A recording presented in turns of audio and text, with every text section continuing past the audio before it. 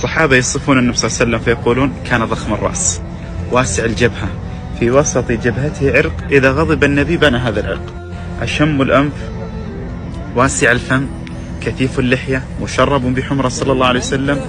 قال علي: رقبة النبي كإبريق فضة من صفائها، عريض ما بين المنكبين، خلف كتفه الأيسر شعيرات سود التف بعضهن حول بعض.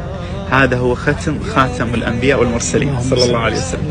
مستوي الصدر والبطن، لا يتقدم الصدر ولا يبرز البطن، وهذا كمال الجمال للرجل عند العرب. ضخم الكراديس صلى الله عليه وسلم، لا بالطويل البائن ولا بالقصير الممتهن صلى الله عليه وسلم. واذكر لكم شيء من حركاته ووصفه صلى الله عليه وسلم. جاء عنه إذا رأى شيء تعجب منه قلب كفيه وقال: سبحان الله.